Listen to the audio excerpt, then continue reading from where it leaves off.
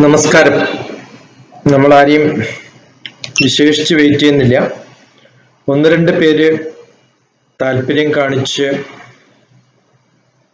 Discuss ചെയ്യാൻ താല്പര്യപ്പെട്ടൊരു വിഷയമായിരുന്നു ഈ കേരളത്തിലെ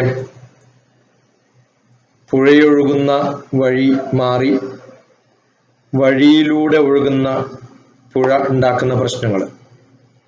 പലപ്പോഴും നമ്മൾ പണ്ട് കേട്ടിട്ടുള്ളത് പുഴയൊഴുകുന്ന വഴികളാണ്. പക്ഷെ ഇപ്പോൾ വഴിയിലൂടെ പുഴകൾ ഒഴുകാൻ തുടങ്ങി. അതിനെന്താണ് കാരണം എന്ന് പലപ്പോഴും മിസ്ലീഡിംഗ് ആണ്.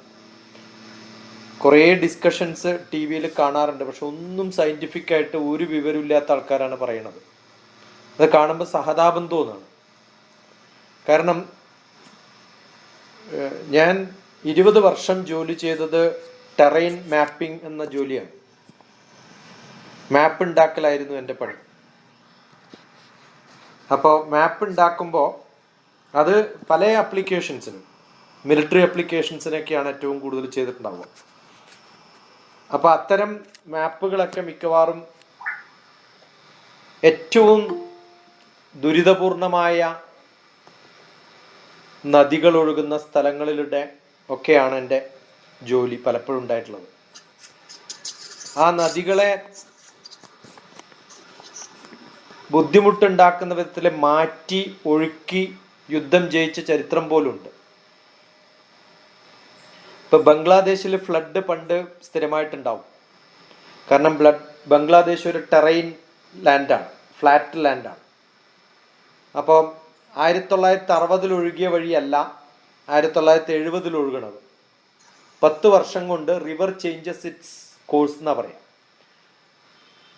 കാരണം വലിയ കിടങ്ങുകളില്ലാത്ത സ്ഥലത്ത് ഒഴുകുമ്പോൾ എവിടെയാണോ സ്ലോപ്പ് അതുവഴി പുഴ ഒഴുകാറുണ്ട്. പണ്ട് കാലത്ത് ഇന്ത്യയും ബംഗ്ലാദേശും തമ്മിലുള്ള ബോർഡറിൽ കുറേ പ്രോബ്ലംസ് ഉണ്ട്. കാരണം റിവറാണ് ബോർഡർ പലപ്പോഴും. അത് ഏത് നാട്ടുരാജ്യങ്ങൾ നോക്കിയാലും കാണാം. പുഴയുടെ ഒരു ഭാഗത്ത് ഒരു വില്ലേജ്, മറ്റേ ഭാഗത്ത് മറ്റേ വില്ലേജ്. അപ്പോൾ പുഴ മാറി ഒഴുകിയാൽ എന്ത് പറ്റും? ഈ സർവേ നമ്പറിലുള്ളതെല്ലാം മറ്റേ വില്ലേജിലേക്ക് ചേർക്കേണ്ടി വരും. ഇങ്ങനെ നമ്മൾ മാനിപ്പുലേറ്റ് ചെയ്തിട്ടുണ്ട് പാകിസ്ഥാനും ഇന്ത്യയും തമ്മിലുള്ള ബോർഡറിലടക്കം. അല്ലെങ്കിൽ ചൈനക്കാര് ഹിമാചൽ പ്രദേശിലും അരുണാചൽ പ്രദേശിലൊക്കെ ചെയ്യുന്നത് പുഴകളെ തടഞ്ഞു നിർത്തി മറ്റൊരു വഴിയിലൂടെ ഒഴുക്കുകയാണ്. അങ്ങനെ ഒഴുക്കുമ്പോൾ ആ പുഴയായിരുന്നു ഒരു കാലത്ത് ബോർഡറെങ്കിൽ അത് അവരുടെ സ്ഥലമായിട്ട് മാറും. അങ്ങനെ കുറേ മിലിറ്ററി ആപ്ലിക്കേഷൻ ഇത് ഉപയോഗിക്കുന്നുണ്ട്. ഇപ്പോൾ സാധാരണ ഇത്തരം പ്രശ്നങ്ങൾ ബ്രഹ്മപുത്ര റിവർ ഒഴുകിയാൽ കുറേ നഷ്ടവും കുറേ സ്ഥലങ്ങളും ഒക്കെ പോയിട്ടുണ്ട് ആസാമിലൊക്കെ. അതേ സമയത്ത് നമ്മൾ മാപ്പിംഗ് പഠിക്കുന്ന ഒരാളായതുകൊണ്ട് സാറ്റലൈറ്റ് ഇമേജ് ഉപയോഗിച്ചുകൊണ്ട് ലോകത്തിലുള്ള പല രാജ്യങ്ങളും നമ്മൾ കണ്ടുകൊണ്ടിരിക്കുന്ന ആൾക്കാരാണ്. ഇപ്പൊ സദാം ഹുസൈനെ പിടിക്കുന്ന കാലത്ത് ഇറാഖ് ഫുൾ മാപ്പ് ചെയ്ത ഒരാളാണ്. ഇപ്പൊ ലോകത്തിന്റെ പല ഭാഗങ്ങളും നമ്മൾ അഫ്ഗാനിസ്ഥാനും പാകിസ്ഥാനും ബംഗ്ലാദേശും, എനിക്ക് തോന്നുന്നു ഞാൻ ഉണ്ടാക്കിയ അത്ര മാപ്പ് ഇന്ത്യയിൽ ജീവിച്ചിരിക്കുന്ന ഒരാൾ ഇതുവരെ ഉണ്ടാക്കിയിട്ടുണ്ടാവില്ല. ഇത്രയും ധൈര്യത്തിൽ ഇത് പോസ്റ്റ് ചെയ്യാൻ പോകുന്നുണ്ട് ഞാൻ യൂട്യൂബിൽ. ഇത്രയും ധൈര്യത്തിൽ എന്തുകൊണ്ട് പറയണു? എൻ്റെ കൈകൊണ്ട് ഞാൻ മാപ്പുകൾ ഉണ്ടാക്കിയിട്ടുള്ള വ്യക്തിയാണ്. എനിക്ക് തോന്നുന്നില്ല അത്രയും ഉണ്ടാക്കാൻ. കാരണം അതൊരു വലിയൊരു പ്രോജക്റ്റായിട്ട് കംപ്ലീറ്റ് ശ്രീലങ്ക മാപ്പ് ചെയ്ത ഒരാളാണ്. തമിഴ്നാട്, കേരള, കർണാടക ബോർഡറിൽ വീരപ്പനെ പിടിക്കാൻ വേണ്ടി മാപ്പ് ഉണ്ടാക്കി കൊടുത്തത് ഞാനാണ്. ഇപ്പോൾ പല സ്ഥലങ്ങളും നമ്മൾ കൃത്യമായിട്ട് മാപ്പ് ഉണ്ടാക്കുകയും, എനിക്കറിയില്ല നിങ്ങൾ ഈ സാധാരണ എഡ്യൂക്കേറ്റഡ് ആണെന്ന് പറയുമ്പോൾ നമ്മൾ കുറച്ചും കൂടി ആലോചിക്കേണ്ട കുറേ സംഭവങ്ങളുണ്ട്. കഴിഞ്ഞ പ്രാവശ്യം ഞാൻ അശ്വതിയായിട്ട് സംസാരിക്കുമ്പോൾ ജാലിയൻ വാലാബാഗിനെ കുറിച്ച് പറയായിരുന്നു. അതുപോലെ നമ്മളിപ്പോൾ പലപ്പോഴും കേട്ടിട്ടുള്ള സംഭവമാണ് ഇടുക്കി മുല്ലപ്പെരിയാർ ഡാം. മുല്ലപ്പെരിയാർ ഡാമിന്റെ വലിപ്പം എത്രയുണ്ടെന്ന് അശ്വിൻ അറിയോ? അശ്വിൻ ഒരു കൊച്ചിയിലുള്ളൊരു ഏകദേശം ഗസ് ചെയ്ത് പോലെ പറ.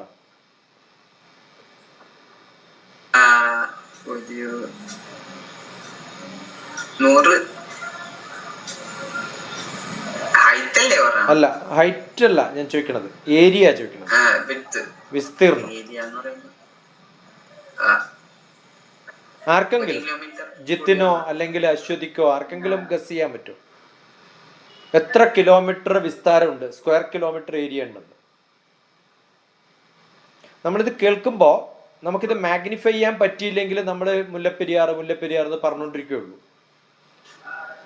അതിൻ്റെ ഒരു രൂപം മനസ്സിൽ കാണണം. അതാണ് അക്കാഡമീഷ്യൻസിന്റെ പണി. ഇപ്പം എനിക്കൊക്കെ കൃത്യമായിട്ട് ഓരോ സ്ഥലവും വഴികളും ഒക്കെ ഞാനൊക്കെ ഓടിച്ചു പോയിട്ടുള്ള സ്ഥലമാണ്. മുല്ലപ്പെരിയാർ ഭാഗത്തും ഇടുക്കിയിലും ക്ലാസ് എടുക്കാനൊക്കെ ആയിട്ട് കുറേ യാത്ര ചെയ്തിട്ടുണ്ട്. കേരളത്തിൽ 6300 കിലോമീറ്റർ 3 മാസത്തിൽ യാത്ര ചെയ്തിട്ടുണ്ട് ഞാൻ.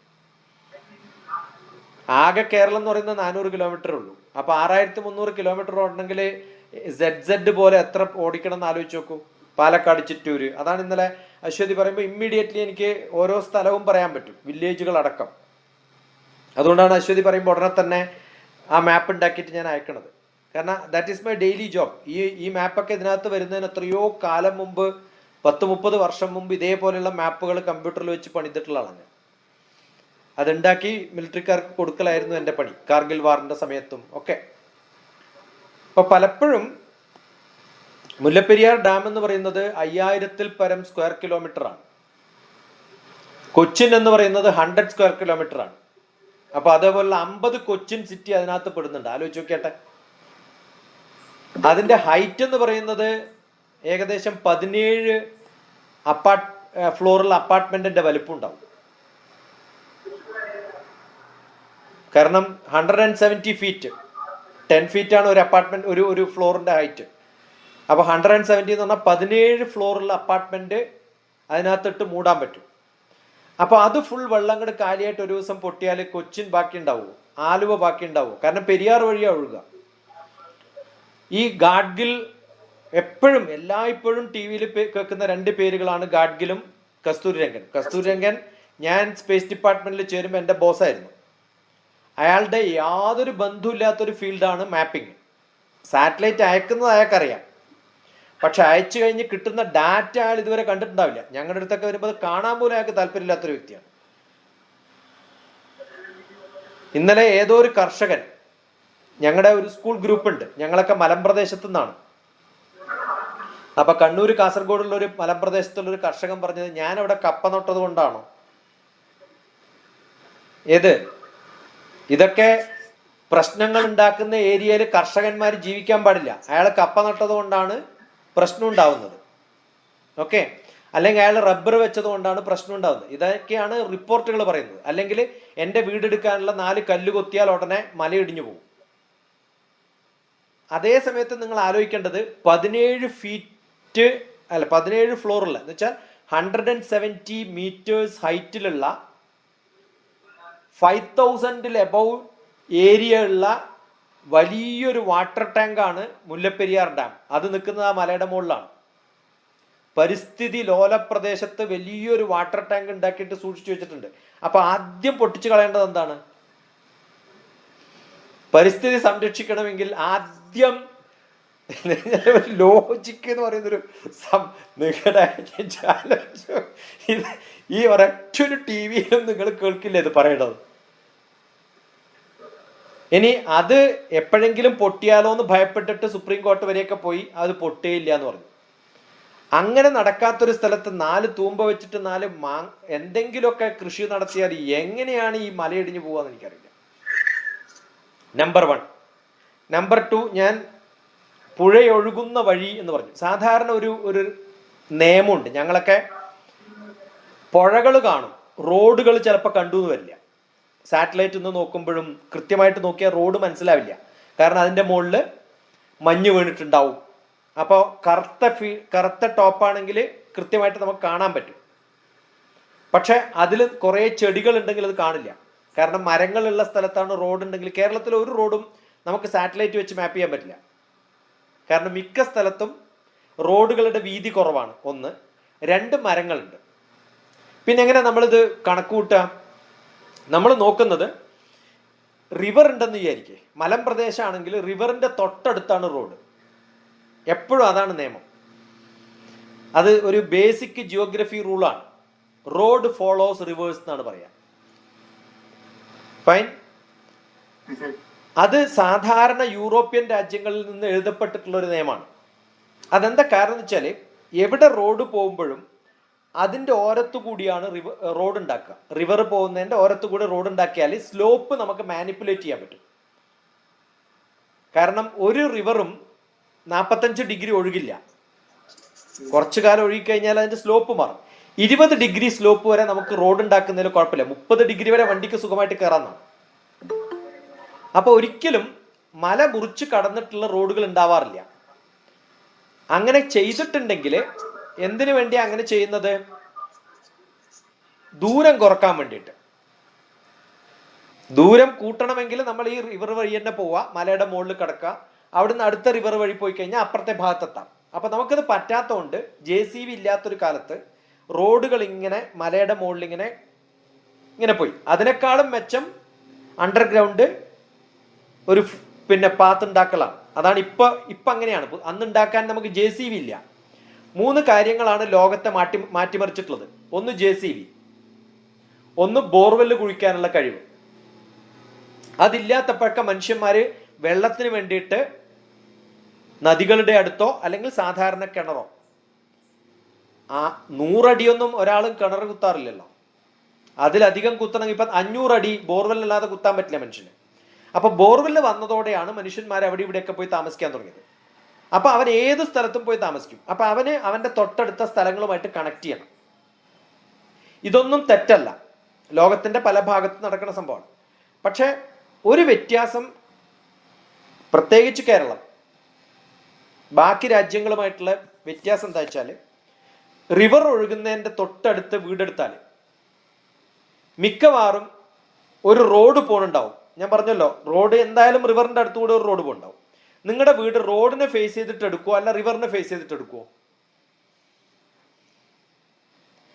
എന്തായാലും എല്ലാവരും റോഡിനെ ഫേസ് ചെയ്തിട്ട് എടുക്കുക. അപ്പൊ നിങ്ങളുടെ വീട്ടിന്റെ ബാക്ക് ഭാഗം എവിടെയാ വരിക? റിവറാണ്. അപ്പൊ എല്ലാ വേസ്റ്റും ഇതിലേക്ക് ഇടും. ഇപ്പൊ ഇന്നലെ ഈ ഇടുക്കിയിൽ നിന്ന് ഇറങ്ങി വരുമ്പോ ഉണ്ടാവുന്ന ഒരു വലിയൊരു ബസ് ഡിപ്പോട്ടിന്റെ കുറച്ച് ഭാഗം ഒഴുകിപ്പോയി എന്ന് മനോരമയിലോ മാതൃഭൂമിയിലോ എല്ലാ ചാനലിലും ഒരേ ന്യൂസ് തന്നെ ആയിരിക്കും. ഞാൻ കേട്ടപ്പോഴാണ് എനിക്കിത് കൺസേൺ തോന്നിയത്. അടുത്ത സെന്റൻസ് നിങ്ങൾക്ക് വേണമെങ്കിൽ അതൊന്ന് നോക്കാം. അടുത്ത സെന്റൻസ് എന്താണെന്നറിയോ? അവരുടെ ഡ്രൈവർമാര് വന്നാൽ താമസിക്കുന്ന, എനിക്ക് തോന്നുന്നു രാധാകൃഷ്ണൻ പ്രസന്റ് ചെയ്യുന്നുണ്ട്. ഒന്ന് ആ പ്രസന്റേഷൻ നിർത്തിയാൽ ഞാൻ ഇത് റെക്കോർഡ് ചെയ്യുന്നുണ്ട്. അപ്പൊ അനാവശ്യമായിട്ട് രാധാകൃഷ്ണന്റെ പ്രസന്റേഷനാണ് വരിക. ഒന്ന് ബുദ്ധിമുട്ടുണ്ടെങ്കിൽ പുറത്ത് വന്നിട്ട് തിരിച്ചു കയറിയാലും മതി. പ്രസന്റേഷൻ സ്റ്റോപ്പ് ചെയ്യാൻ പറ്റുന്നത്. Okay, good, wonderful. ആ ബസ് ഡിപ്പോയില് പുറത്തുനിന്ന് വരുന്ന ഡ്രൈവേഴ്സും കണ്ടക്ടേഴ്സൊക്കെ താമസിക്കും. അപ്പോൾ ഒരു 10-20 പേർക്ക് താമസിക്കാവുന്ന ഒരു ഫെസിലിറ്റി ഉണ്ട്. അടുത്ത ലൈൻ എന്താ അറിയോ അവർ പറഞ്ഞത്? അവരുടെ സോക്പിറ്റ് ടാങ്ക് ഒക്കെ വെള്ളത്തിൽ പോയിന്ന്. അപ്പോൾ ഇത്രയും കാലം അതെവിടെ ഉണ്ടായിരുന്നത്? പുഴയുടെ തൊട്ടടുത്തുണ്ടായിരുന്നത് അവരുടെ വേസ്റ്റ് ആണെന്ന് അർത്ഥം. കേരളത്തിൽ ഇതുവരെ നഷ്ടപ്പെട്ടിട്ടുള്ളവരോട് സഹതാപില്ലാണ്ടല്ല പറയുന്നത്, നഷ്ടപ്പെട്ടിട്ടുള്ള എല്ലാ വീടുകളും നോക്കിയാൽ മിക്കവാറും ആൾക്കാർ അൺഓതറൈസ്ഡ് ആയിട്ട് തോട്ടിന് തൊട്ടടുത്ത് വീടുണ്ടാക്കിയിട്ടുള്ളവരാണ്. സ്ഥിരമായിട്ട് കണ്ടുകൊണ്ടിരിക്കുന്ന ഒരു പടം നിങ്ങൾ കണ്ടാൽ കാണാം. റോഡുണ്ട്, ഒരു വീടുണ്ട്, അതിന്റെ ബാക്കിലാണ് റിവർ. റോഡിനെ ഫേസ് ചെയ്തിട്ടുണ്ട്, അതിന്റെ ബാക്ക് ഭാഗം അവരെങ്ങനെയാണ് ഒരു പില്ലറ്, ആ പുഴയിൽ നിന്നൊരു പില്ലർ കയറ്റിയിട്ടാണ് അതിന്റെ മുകളിൽ വീടുണ്ടാക്കിയിരിക്കുന്നത്. ഞാൻ പറയണത്, ഇത്തരം ഒരു 4-5 ഫ്ലഡ് വന്നിട്ട് എല്ലാ സ്ഥലവും ഒന്ന് ക്ലീൻ ചെയ്യാണ് ആദ്യം വേണ്ടത്. കാരണം ഗവൺമെന്റിനൊന്നും ഇത് ക്ലീൻ ചെയ്യാൻ പറ്റില്ല. പക്ഷെ എന്ത് ചെയ്യും അവര്? ഈ പുറമ്പോക്ക് ഭൂമി എന്നാ പറയാ അതിനൊക്കെ. ആ പുറമ്പോക്ക് ഭൂമിയിൽ പിന്നെയും കൺസ്ട്രക്ഷൻ തുടങ്ങും. അപ്പൊ ശരിക്കും ചെയ്യേണ്ടത്, ഞാൻ അതിനകത്തൊരു മാപ്പ് ഇട്ടത് അതുകൊണ്ടാണ്, റിവറിന്റെ 2 സൈഡിലും റോഡ് ഉണ്ടാക്കുക. അപ്പൊ റിവറിന് ഒരു 5 മീറ്റർ വീതി ഉണ്ടെന്ന് വിചാരിക്കാം. 5 മീറ്റർ, 10 മീറ്റർ, 15 മീറ്റർ വരെ. അത് സിറ്റിയിൽ മാത്രം മതി. അല്ലെങ്കിൽ ജനങ്ങൾ പാർക്കുന്ന സ്ഥലത്ത്, റോഡ് ആവശ്യമുള്ള സ്ഥലത്ത്. ബാക്കിയുള്ളിടത്ത് എന്തായാലും വലിയ നഷ്ടമൊന്നും ഉണ്ടായിട്ടില്ല. ഈ റിവർ ക്രോസ് ചെയ്തിട്ട് റോഡ് പോകുമ്പോൾ അവിടെയൊക്കെ നമ്മൾ പില്ലേഴ്സ് വെച്ചിട്ട് ബ്രിഡ്ജസ് ഉണ്ടാക്കിയിട്ടുണ്ട്. എല്ലാ പ്രശ്നങ്ങളും ഉള്ളത് അത്തരം ബ്രിഡ്ജുള്ള സ്ഥലത്താണ്. കാരണം എന്തെങ്കിലുമൊക്കെ ഒഴുകി വരുമ്പോൾ ആ ബ്രിഡ്ജിൽ തട്ടി നിർത്തും. അങ്ങനെ ഒരു ബ്രിഡ്ജ് ഇല്ലായിരുന്നെങ്കിൽ അത് ഒഴുകിപ്പോയേനെ. ബ്രിഡ്ജിൽ തട്ടി നിൽക്കുമ്പോൾ എന്ത് ചെയ്യും? വെള്ളം അവിടെ കെട്ടി നിൽക്കും. വെള്ളം കെട്ടി നിൽക്കുമ്പോൾ അതിനടുത്ത പാത്ത് ഏതാണ്? ഈ ബ്രിഡ്ജിന്റെ മുകളിലൂടെ ഒഴുകി റോഡ് വഴി അങ്ങോട്ട് ഒഴുകും. എല്ലാ പ്രശ്നങ്ങളും നോക്കിയാൽ ബ്രിഡ്ജിന്റെ മുകളിൽ റോഡിലൂടെ വെള്ളം ഒഴുകുന്നതാണ് നിങ്ങൾ കാണും. ഇത് വളരെ വളരെ സയന്റിഫിക് ആയിട്ട് ഭൂപ്രകൃതി പഠിക്കുന്ന ടോപ്പോഗ്രാഫി എന്നാ പറയാ. അതിന് കൃത്യമായിട്ട് കോണ്ടൂറുകൾ വെച്ച് പഠിച്ച് നമ്മൾ ഉണ്ടാക്കുമ്പോൾ റോഡ് ഉണ്ടാക്കാൻ മാത്രമല്ല ബാക്കിയുള്ള സംഭവങ്ങളൊക്കെ കൃത്യമായിട്ട് പഠിക്കണം. റോഡും റിവറും കൂടെ പഠിച്ച് റോഡുകളുടെ മുന്നിൽ 2 റോഡ് ഉണ്ടെങ്കിൽ അതിൻ്റെ ഇടയിൽ മാത്രമേ റിവർ ഉണ്ടാവാൻ പാടുള്ളൂ. വീടുകൾ റോഡിനെ ഫേസ് ചെയ്യുന്നതിൽ കുഴപ്പമില്ല, പക്ഷെ അതൊരിക്കലും റിവർ ബാക്കിലാവുന്ന വിധത്തിലാവരുത്. അവരുടെ മുന്നിൽ റോഡ്, അതിന് തൊട്ടപ്പുറത്ത് റിവർ, അതിനപ്പുറത്ത് അടുത്ത റോഡ്, അതിനപ്പുറത്ത് വീട്. അപ്പൊ 2 എറേ ഓഫ് വീടുകളുടെ ഇടയിൽ. അങ്ങനെയാണ് നിങ്ങൾ പാരീസ് നോക്കിയാൽ പാരീസിന്റെ ഇടയിലൂടെ ബ്യൂട്ടിഫുൾ ആയിട്ട് റോഡ് ഒഴുകുന്നുണ്ട്. നിങ്ങൾ എല്ലാ പഴയ സിറ്റികളും നോക്കിയാൽ എല്ലാ സിറ്റികളും അങ്ങനെയാണ്. ആ സിറ്റികളിൽ വലിയൊരു പുഴയൊഴുകുന്നുണ്ടെങ്കിൽ 2 ഭാഗത്തും റോഡ്. അത് തീരെ മെയിൻറ്റെയിൻ ചെയ്യാതെ പോയിട്ടുള്ള ചില സ്ഥലമാണ് കാശി പോലെയുള്ള സ്ഥലം. പക്ഷെ എന്നാലും 2 സൈഡിലും നമുക്ക് റോഡുകൾ കാണാം. ഉപയോഗിക്കാതെ കുറേ സ്ഥലം പോയിട്ടുണ്ട്, പക്ഷെ റോഡുകളുണ്ട്. അതിനപ്പുറത്താണ് ബിൽഡിങ്. ആ ബിൽഡിങ്ങുകളൊക്കെ ഫേസ് ചെയ്യുന്നത് റോഡിനെയും അതിനപ്പുറത്ത് റിവറും. ഇതാണ് നമുക്ക് ശരിക്ക് പ്രകൃതി സ്നേഹം ഉണ്ടെങ്കിൽ ചെയ്ത്. എനിക്കറിയില്ല നിങ്ങളിൽ എത്ര പേര് സീസ്പിരസി എന്ന് പറഞ്ഞൊരു സിനിമ കണ്ടിട്ടുണ്ട്. കോൺസ്പിരസി എന്നുള്ളൊരു വാക്ക് കേട്ടിട്ടുണ്ടല്ലോ. ആ കോൺസ്പിരസി എന്നുള്ള വാക്ക് വെച്ചിട്ട് 2 സിനിമകൾ ഈ വർഷം 2021 മാർച്ചിലാണ് ഇറങ്ങിയിട്ടുള്ളത്. ഞാൻ നല്ലൊരു സിനിമാ പ്രേമിയാണ്, എല്ലാ സിനിമയും കാണും, ഇറങ്ങുന്ന സമയത്ത് തന്നെ കാണും. ഭ്രമൊക്കെ കണ്ടു കഴിഞ്ഞു. ഓക്കെ, ആ ഒരുവിധം എല്ലാ സിനിമയും ഇറങ്ങുന്ന ദിവസം തന്നെ മിക്കവാറും സിനിമകൾ തീർക്കണം എന്നുള്ളൊരു ആഗ്രഹമുള്ള ഒരാളാണ്. അത് തെലുങ്കിലും തമിഴിലും കന്നഡയിലും മലയാളത്തിലും ഇംഗ്ലീഷിലും ഹിന്ദിയിലും കാണും വരുന്ന എല്ലാ സിനിമകളും. കൗസ്പിരസി എന്ന് പറഞ്ഞിട്ടൊരു സിനിമയുണ്ട്, മിസ് ചെയ്യാണ്ട് കാണണ്ടേ. എപ്പോഴെങ്കിലും നിങ്ങൾ എൻവറോൺമെന്റ് സ്നേഹികളാണെങ്കിൽ ഈ വർത്തമാനം പറയുന്ന ഏതെങ്കിലും TV ചാനലിൽ എൻവറോൺമെന്റ് പറയുന്ന ഒരാളോട് എപ്പോഴെങ്കിലും ചോദിച്ചേക്കെ ഈ സിനിമയെ പറ്റി കേട്ടിട്ടുണ്ടോ? ഉണ്ടാവാൻ സാധ്യത കുറവാണ്. യുണൈറ്റഡ് നേഷൻസിൽ പോയിട്ട് ഒരു സിനിമാ നിർമ്മാതാവ്, ആരുടെ നിങ്ങൾ പേരൊക്കെ കണ്ടുപിടിച്ചോളണം, കുറച്ച് അസൈൻമെന്റ്സും കൂടി ആവട്ടെ. അദ്ദേഹം യുണൈറ്റഡ് നേഷൻസിൽ പോയിട്ട് ചോദിക്കുകയാണ്, കടലാണല്ലോ നമ്മുടെ ഭൂമിയിലെ 77%. അതിൽ കര എന്ന് പറയുന്ന കുറേ ഭാഗം, അതിനകത്ത് മനുഷ്യന്മാർ പാർക്കുന്ന സ്ഥലം എന്ന് പറയുന്നത് ഏകദേശം ഒരു 10-12% വരുള്ളൂ. ഈ 12% ജീവിക്കുന്ന മനുഷ്യന്മാരാണോ ഈ ഭൂമി എന്ന് പറയുന്ന വലിയ ഗോളത്തിന്റെ കംപ്ലീറ്റ് കാലാവസ്ഥ നിശ്ചയിക്കുന്നത്? അല്ല എന്നാണ് പണ്ട് കാലം മുതൽ. കേരള ശാസ്ത്ര സാഹിത്യ പരിഷത്തിന്റെ വൈസ് പ്രസിഡന്റ് ആയിരുന്നു എൻ്റെ ബ്രദർ. അടുത്ത കാലത്ത് വഹിച്ച VK ദാമോദരൻ സാറിനൊക്കെ വെള്ളം വെച്ചും ഭക്ഷണം കൊടുത്തിട്ടും ചായ ഉണ്ടാക്കി കൊടുത്തിട്ടൊക്കെ ഉണ്ട്. ഞാൻ കലാജാഥകളൊക്കെ വരുമ്പോൾ എൻ്റെ വീട്ടിൽ താമസിച്ചിട്ടുണ്ട് അവരൊക്കെ. പണ്ട് ബലിയവട്ടം ടൈൽ വർക്ക്സ് പ്ലൈവുഡ് ഫാക്ടറി, അവിടത്തേക്ക് മരം മുറിക്കുന്ന ഒരു മാപ്പിളയോട് പരിഷത്തുകാർ ആ പ്ലൈവുഡ് ഫാക്ടറി പൂട്ടാൻ പറഞ്ഞു. കാരണം നിങ്ങൾ മരം മുറിച്ചിട്ടാണ് കേരളത്തിൽ മഴയില്ലാത്തതെന്നൊക്കെ. അപ്പൊ അയാൾ തിരിച്ച് പരിഷത്തിലെ പ്രൊഫസറോട് ഒരു ചോദ്യം ചോദിച്ചിട്ടുണ്ട്, മോനെ എപ്പോഴെങ്കിലും കടലിൽ പോയിട്ടുണ്ടോ മോനെ ചോദിച്ചു. നിങ്ങൾ എപ്പോഴെങ്കിലും കടലിൽ പോയിട്ടുണ്ടോ ചോദിച്ചു. അതെന്താ അങ്ങനെ ചോദിക്കണേ? കടലിൽ മഴ പെയ്യുന്ന അവിടെ മരം ഉണ്ടായിട്ടാണോ എന്ന് ചോദിച്ചു. കടലിൽ മഴ പെയ്യുന്നത് മരം ഉണ്ടായിട്ടാണോ? കടലിലെ വെള്ളം ആവിയായി പോയി എത്രത്തോളം ചൂട് കൂടുന്നോ അത്രത്തോളം ആവിയാവും, എത്രത്തോളം ആവിയാവുന്നോ അത്രത്തോളം മഴ പെയ്യും. പക്ഷെ ഈ പ്രതിഭാസങ്ങൾ പലപ്പോഴും അൺപ്രഡിക്റ്റബിൾ ആണ്. പക്ഷെ ഏറ്റവും കൂടുതൽ എക്കോളജി, ഭൂമിയുടെ പരിതസ്ഥിതിയെ പാലിക്കുന്നത് കടലാണ്. അതാണ് സീസ്പിരസി എന്ന് പറയുന്ന മൂവി. കൗസ്പിരസി എന്ന് പറയുന്നത് എത്രത്തോളം ഇറച്ചി കഴിക്കുന്നോ അത്രത്തോളം എൻവിറോൺമെന്റ് ഹസാഡസ് ആണ് ആൾക്കാർ. അത് പ്രൂവ് ചെയ്യുന്നതാണ് കൗസ്പിരസി എന്ന് പറയുന്ന മൂവി. ആ 2 മൂവിയും കാണണം. ഇപ്പൊ പലപ്പോഴും നമ്മുടെ കൺസെപ്റ്റ് ഓഫ് ഈ ചോദ്യങ്ങളൊക്കെ പോയിട്ട് യുണൈറ്റഡ് നേഷൻസിൽ ചോദിക്കുമ്പോൾ അവർക്കൊന്നും ആൻസർ ഇല്ല. നിങ്ങൾ പറയുന്നതൊക്കെ കറക്റ്റാണ്, പക്ഷെ നമ്മുടെ പൊളിറ്റിക്സും പോളിസിയും ഒന്നും ഇതിപ്പം ഡിസ്കസ് ചെയ്യുന്നില്ല. എന്താ ഡിസ്കസ് ചെയ്യാത്തത്? കാരണം നാളെ മുതൽ ഫിഷ് പിടിക്കണ്ടെന്ന് പറഞ്ഞാൽ ആരെങ്കിലും ചെയ്യാണ്ടിരിക്കോ? ഫിഷ് പിടിക്കുന്നതിന് കുഴപ്പമില്ല, പക്ഷെ ഫിഷ് പിടിക്കുന്നത് വലിയൊരു വ്യവസായമാണ്. ഫിഷ് പിടിച്ചാൽ കുഴപ്പമില്ല, പക്ഷെ ഈ നെറ്റുകളൊക്കെ എവിടെയാ എറിയാന്നറിയോ? ആവശ്യം കഴിഞ്ഞാൽ കടലിൽ തന്നെയാണ് എറിയുക.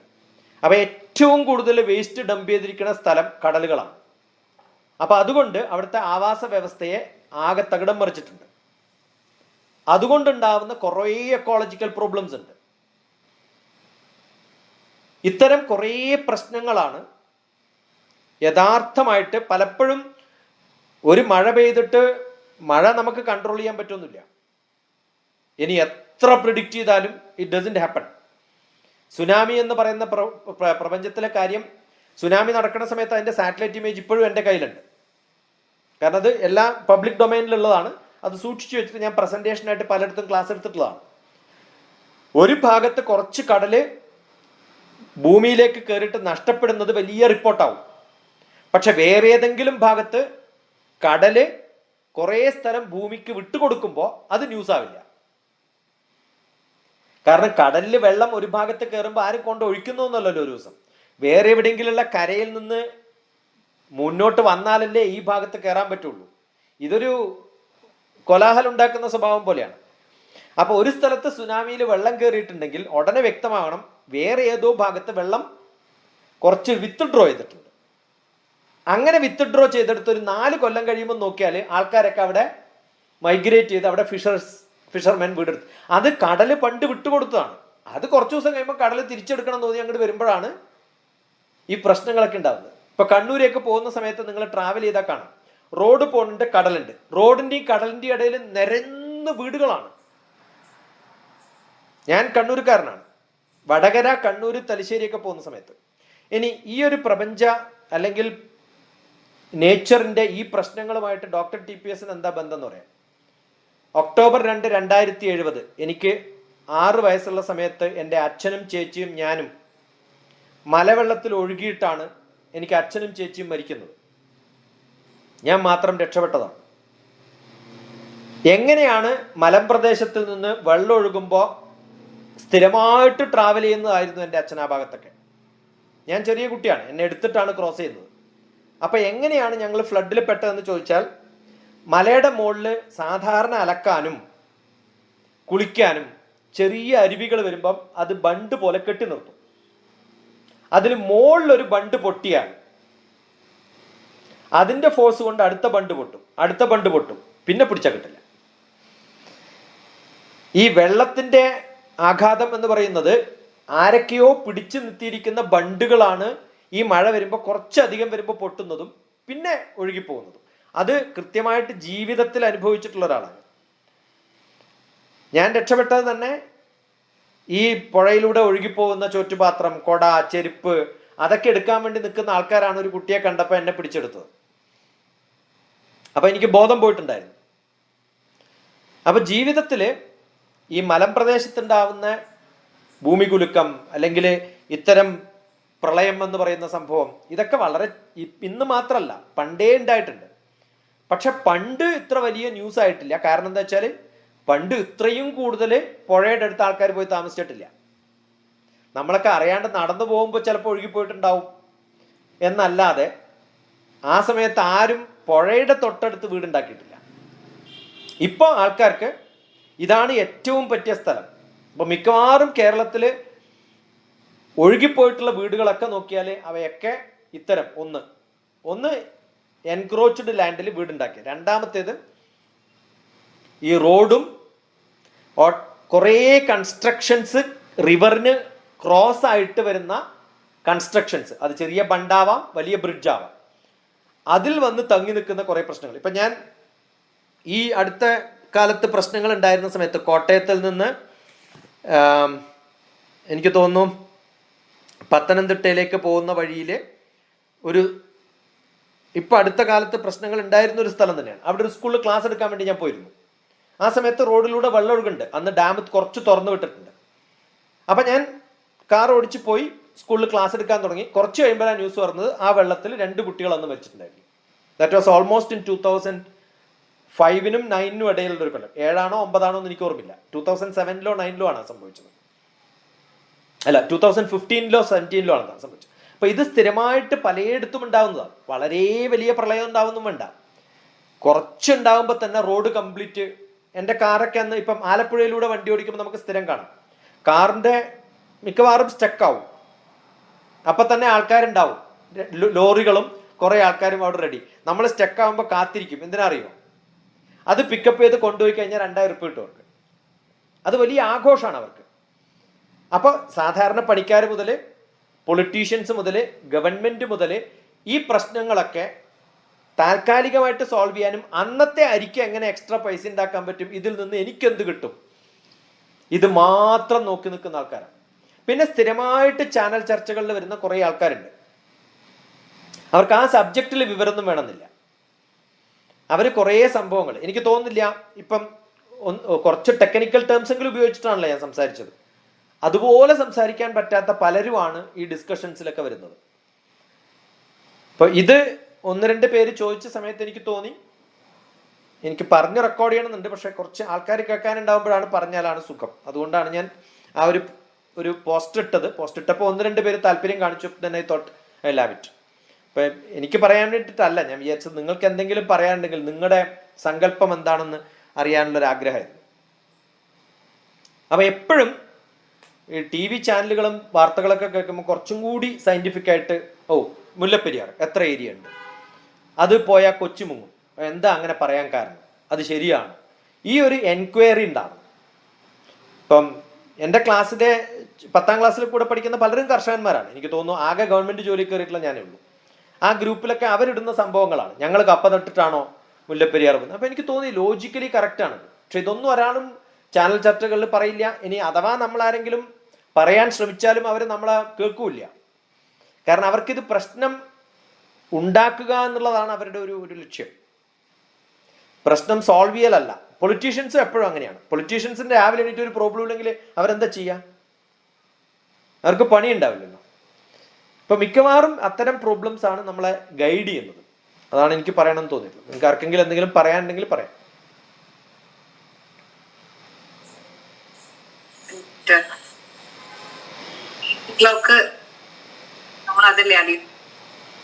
നമ്മുടെ ാണെങ്കിലും ഭരിക്കാനാണെങ്കിലും ആ പ്രളയവും തമ്മിൽ എന്തെങ്കിലും ബന്ധമുണ്ടോ? എന്റെ ഒരു സംശയമാണ്. അവസാനത്തെ ഭാഗം മാത്രമേ കേട്ടിട്ടുള്ളൂ ഞാൻ. പ്രളയവുമായിട്ട് എന്തെങ്കിലും ബന്ധമുണ്ടോ? അതിന് മുമ്പ് എന്താണെന്ന് കേട്ടില്ല. അത് മാത്രം ഒന്ന് പറയാം. ഓക്കെ, ഇന്റർലോക്ക് കട്ടയുണ്ടല്ലോ ഇപ്പൊ നമ്മൾ വീടുകളിലും അതുപോലെ തന്നെ സ്കൂളുകളിലും എല്ലാ സ്ഥലങ്ങളിലും അലങ്കാരത്തിന് വേണ്ടിയിട്ട് നമ്മൾ അത് പതിക്കുന്നുണ്ട്. നമ്മൾ മണ്ണിന്റെ മുകളിലായിട്ട് ഭംഗി കൂട്ടാനും ഒരു സേഫ്റ്റിക്ക് വേണ്ടിയിട്ടൊക്കെ പതിക്കുന്നുണ്ട്. അപ്പൊ അതും പ്രളയവുമായിട്ട് എന്തെങ്കിലും ബന്ധമാണ്? ഈ ഭൂമിയില് മഴയിൽ നിന്ന് പതിക്കുന്ന വെള്ളം ഏറ്റവും നല്ലത് നേരെ താഴത്തേക്ക് പോലാണ്. പക്ഷേ കേരളം പോലെയുള്ള സ്ഥലത്ത് നിങ്ങൾ എത്ര ഇന്റർലോക്ക് ഇട്ടാലും എത്ര റോഡ് ഇട്ടാലും ആ വെള്ളം എവിടെ വരെ ഒഴുകും? തൊട്ടടുത്ത് വേറെ സ്ഥലം വരെയല്ലേ ഒഴുകുള്ളൂ, ഇല്ലേ? ഇപ്പം പാലക്കാട് എന്ന് പറയുന്ന സ്ഥലം, ഇപ്പൊ എൻ്റെ നാട്. പക്ഷെ ഞാൻ എൻ്റെ വീട്ടിൽ ഇന്റർലോക്ക് ഇട്ടിട്ടില്ല കേട്ടോ. ഞാൻ ഇട്ടിട്ടുള്ളത് കുറെ ജില്ലുകളാണ്. കാരണം ഒന്ന്, നമ്മൾ എന്തിനാ എടുത്തിടുന്നത്? കുറച്ച് നീറ്റായിട്ടിരിക്കണം, വെള്ളം താഴത്തേക്ക് പോകുന്നതാണ് നല്ലത്. അപ്പൊ അതിന് ഏറ്റവും നല്ലത് ബേബി ജില്ലി അതൊക്കെ ഇട്ടിട്ടാണ് ഞാൻ മാനേജ് ചെയ്തിരിക്കുന്നത്. അപ്പൊ അങ്ങനെ ചെയ്തു കഴിഞ്ഞാൽ കുറെ പുല്ല് മുളക്കരുത്, അത്രയല്ലേ ഒരു കാര്യമുള്ളൂ. പിന്നെ ഏതെങ്കിലും ജീവികൾ വരാണ്ടിരിക്കണം, പാമ്പുകളൊക്കെ വരാണ്ടിരിക്കാൻ ഏറ്റവും നല്ല ജില്ലി ഇടലാണ്. ഓക്കെ, ഇനിയിപ്പോ ജില്ലി ഇടുന്ന സമയത്തും ഇന്റർലോക്ക് ഇടുന്ന സമയത്തൊക്കെ ഇതിനൊക്കെ പ്രശ്നമുണ്ടോ എന്ന് ചോദിച്ചു കഴിഞ്ഞാൽ ഇതൊക്കെ മെറ്റീരിയൽസ് ഉണ്ടാക്കുന്നത് എവിടെ നിന്നൊക്കെയോ കൊണ്ടുവരുന്ന കല്ലോ മണ്ണോ ഒക്കെ ആണല്ലോ. അങ്ങനെ നമുക്കൊരു റിലേഷൻ ഉണ്ടാക്കാന്നല്ലാതെ ഡയറക്റ്റ് ആയിട്ട് എനിക്ക് തോന്നുന്നു ഒരാൾ ഉണ്ടാക്കുന്ന വീട്ടിന്റെ തൊട്ട് മുന്നില്, കാരണം ഈ ഇടുന്നവരൊക്കെ ഏകദേശം ഒരു 20 സെന്റ് 15 സെന്റിലധികം ഇല്ലാത്തവരൊന്നും ഇതൊന്നും ഇടാൻ പോകില്ലല്ലോ, അല്ലേ? ഈ 15 സെന്റില് മാക്സിമം 3 സെന്റാണ് ഒരാളുടെ വീടുണ്ടാവുക, അല്ലെങ്കിൽ മാക്സിമം 5 സെന്റ്, എത്ര ലാവിഷ് ആയാലും. ഇപ്പൊ എൻ്റെ വീട് 10 സെന്റാണ്. That's a huge house. 50 പേർക്ക് കിടക്കാവുന്ന സ്ഥലമാണ്. അപ്പോൾ എത്ര വീടുണ്ടാക്കിയാലും എനിക്ക് തോന്നുന്നില്ല ഒരാൾ 5 സെന്റിലും 3 സെന്റിലും അധികം ഉണ്ടാക്കുന്നു. അപ്പൊ ഇതൊന്നും വലിയ പ്രശ്നമല്ല, കാരണം അവിടെ നിന്നുള്ള വെള്ളം കുറച്ച് ദൂരെ പോകുന്നു മാത്രം. Got it? ഇതൊന്നും അല്ല പ്രശ്നം. ഞാൻ പറയുന്നത് നമ്മൾ വളരെ ചെറിയ ചെറിയ സംഭവങ്ങൾ. ഇപ്പം എവിടെയെങ്കിലൊക്കെ വെള്ളം കെട്ടി നിന്നിട്ട് ഒരു പ്രശ്നമുണ്ട്. ഇപ്പൊ എന്റെ ശരീരത്തിൽ ഒരു രോമം പറിച്ചു കളഞ്ഞത് കൊണ്ട് എന്റെ ശരീരത്തിന് വലിയ പ്രശ്നം ഉണ്ടാവുമോ? ഞാൻ ഷേവ് ചെയ്തത് കൊണ്ട് എന്റെ ശരീരം ആകെ നശിച്ചു പോവോ? ഈ ഭൂമി എന്ന് പറയുന്ന വലിയ മഹാപ്രപഞ്ചത്തില് ഞാൻ പറഞ്ഞല്ലോ, അതിനകത്തൊരു 10%, 15% മാക്സിമം മനുഷ്യന്മാരുള്ളത്. ഇനി ഈ 15% കൊണ്ടാണ് ഇപ്പൊ ഗ്ലോബൽ വാർമിംഗ്, നിങ്ങളൊക്കെ സ്കൂളിലൊക്കെ പഠിപ്പിക്കുന്ന സമയത്ത് ഗ്ലോബൽ വാർമിംഗ് വലിയ പ്രോബ്ലം. ഡോക്ടർ TPS കുറേ കാലം മുമ്പ്, എനിക്ക് തോന്നുന്നു 2020 വർഷം ഏകദേശം അത്രയായിട്ടുണ്ടാവും, ഞാൻ കൃത്യം ഡേറ്റ് പിന്നെ പറയാം. കേരളത്തിലെ ബുദ്ധിജീവികളായ ലെഫ്റ്റിസ്റ്റ് ആൾക്കാരാണ് ആരാണ് എമ്മില്ല CPIക്കാരെന്നാണ് ധാരണ. എം ഉണ്ടായാൽ കുറച്ചും കൂടി അലങ്കോലായി. CPI ആണ് ബുദ്ധിജീവികളുടെ ഒരു രൂപം. അവര് തിരുവനന്തപുരത്ത് വലിയൊരു കോൺഫറൻസ് നടത്തി ഈ ആഗോള താപനത്തെ കുറിച്ച്. അതിൽ ചീഫ് സ്പീക്കറായിട്ട് ഡോക്ടർ TPSനെ വിളിച്ചു. അവർ ചെയ്ത അബദ്ധമാണ്. അപ്പൊ ഞാൻ പറഞ്ഞു, എനിക്ക് പറയാനുള്ളത് ഞാൻ ധൈര്യത്തിൽ പറയും. നിങ്ങളുടെ പോളിസി ഒന്നും എനിക്കറിയില്ല, കാരണം ഇതൊക്കെ പൊളിറ്റിക്കൽ പോളിസീസാണ് തീരുമാനിക്കാൻ. അന്ന് വളരെ പ്രസിദ്ധനായിട്ടുള്ള ആ പാർട്ടിയുടെ ഒരു നേതാവ് എൻ്റെ തൊട്ടടുത്തിരിക്കണ്ടായിരുന്നു. അയാൾ മെമ്പർ ഓഫ് പാർലമെന്റും കൂടിയായിരുന്നു. അയാളുടെ പേര് ഞാൻ പറയണില്ല, കാരണം അയാളെ മോശമായിട്ടാണ് ഞാൻ പറയാൻ പോണത്. അയാൾ പറഞ്ഞു, ഇവിടെ ആകെ കാർബൺ ഡൈ ഓക്സൈഡ് കയറിയിരിക്കുകയാണ്, ലോകം ആകെ ചൂടായിരിക്കുകയാണെന്നൊക്കെ. അടുത്തിരിക്കുന്ന എൻ്റെ അടുത്തായിരുന്നത്. അപ്പം ഞാൻ അവിടെ ചോദിച്ചു, വായുവിൽ എത്ര % കാർബൺ ഡൈ ഓക്സൈഡ് ഉണ്ടെന്ന്? അതൊന്നും എനിക്കറിയില്ല. അയാൾ വിദേശ രാജ്യങ്ങളിൽ ഇതിനെക്കുറിച്ച് പഠിക്കാൻ പോയിട്ടുള്ള ആളാണ്. ഓക്സിജൻ എത്ര % ഉണ്ട് അതും അറിയില്ല. ആരാ കാർബൺ ഡൈ ഓക്സൈഡ് പുറത്തു വിടുന്നതെന്ന് ചോദിച്ചു. അത് മനുഷ്യന്മാരല്ലേ ചോദിച്ചു. അപ്പൊ പിന്നെ മനുഷ്യന്മാരിലെ പ്രശ്നം ഉണ്ടാക്കണോ ചോദിച്ചു. എത്ര % ഉണ്ടാക്കുന്നുണ്ട് അത് നമുക്കറിയില്ല. ഞാൻ പറഞ്ഞു, എനിക്ക് മുഖ്യ പ്രഭാഷണം ഇപ്പൊ വേണ്ട.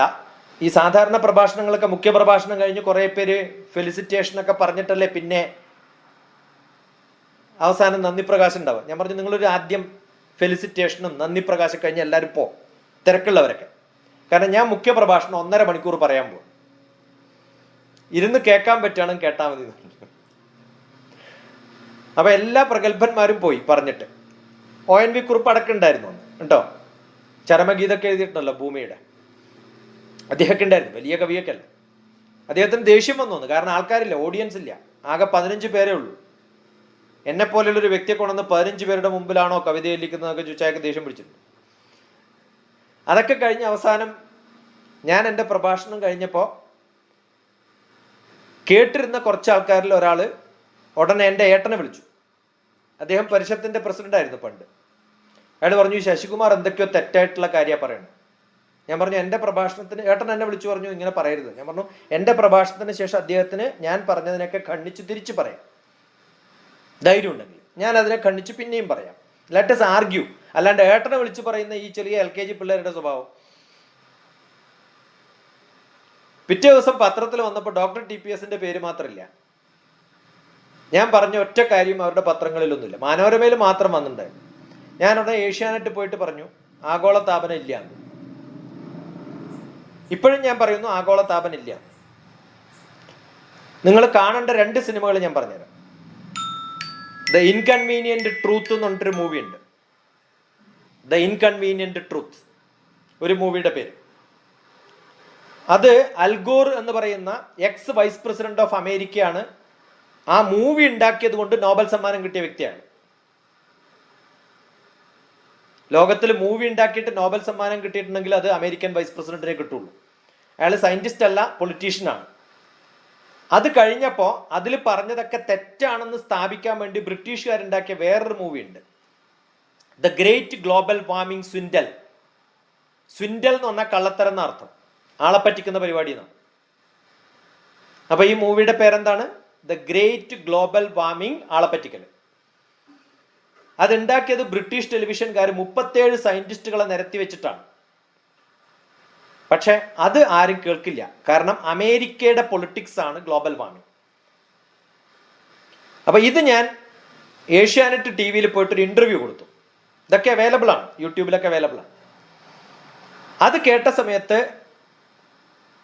ഞാനിങ്ങനെ പോയിട്ടുണ്ട്, ഇപ്പം ഞാൻ പറഞ്ഞതുപോലെ ഞാൻ പറയും എന്ന് ഞാൻ ഈ കോൺഫറൻസിൻ്റെ സംഘാടകനായ IV ശശിയുടെ ബ്രദർ ശശാങ്കനുണ്ട്, അയാളായിരുന്നു അന്ന് പത്രത്തിൻ്റെ എഡിറ്റർ CPIയുടെ. അപ്പോൾ അയാളോട് ഞാൻ വിളിച്ചു പറഞ്ഞപ്പോൾ അയാൾ പറഞ്ഞു, നാളെ എൻ്റെ ഫുൾ പ്രഭാഷണം ഒരു പേജിലിട്ട് തരാം. അപ്പം ചോദിച്ചു, നിങ്ങൾ ആരെങ്കിലും ഇത് കേട്ടിട്ടുണ്ടോ, കോപ്പി ചെയ്തിട്ടുണ്ടോ, എഴുതിയെടുത്തിട്ടുണ്ടോ, എങ്ങനെയാണ് എൻ്റെ പ്രഭാഷണം നിങ്ങൾ ചെയ്യാം? അപ്പോൾ പറഞ്ഞു, അതില്ല, അപ്പോൾ നിങ്ങൾ വന്ന് ഇൻ്റർവ്യൂ ചെയ്യാം. ഞാൻ പറഞ്ഞു, വേണ്ട, ഞാൻ എല്ലാം റെക്കോർഡ് ചെയ്യാറുണ്ട്, ഞാൻ റെക്കോർഡ് ചെയ്ത് നിങ്ങൾക്ക് തരാം, അന്നും ചെയ്യാറുണ്ട്, നിങ്ങൾ അതുപോലെ പ്രസിദ്ധീകരിക്കുകയോ ചോദിക്കും. എങ്കിൽ നിങ്ങളുടെ പേരും പടവും അതൊന്നും പറയാതെ ഗ്ലോബൽ വാർമിംഗ് എനിക്ക് പറയാനുള്ള പറഞ്ഞ് ഞാൻ തിരിച്ചു വന്നോളാം. അത് എഡിറ്റ് ചെയ്യിപ്പിച്ചിട്ടാണ് ഇട്ടത്. അത് പബ്ലിഷ് ചെയ്തുകൊണ്ട് അയാളുടെ പണി പോയി. ഇപ്പൊ കേരളത്തിലൊരു പത്രത്തിന്റെ പബ്ലിഷറുടെ ചീഫ് എഡിറ്ററുടെ ജോലി കളഞ്ഞ ആളാണ് CPI ഗ്രൂപ്പിന്റെ. പക്ഷെ അയാൾക്ക് ജോലി തിരിച്ചു കിട്ടി. എപ്പാന്നറിയോ? അടുത്ത പാർട്ടി കമ്മിറ്റിയിൽ തീരുമാനിച്ചു ഗ്ലോബൽ വാർമിംഗ് ഇല്ല. അപ്പൊ ഗ്ലോബൽ വാർമിംഗ് ഉണ്ട് ഇല്ല എന്ന് തീരുമാനിക്കുന്നത് ആരാ?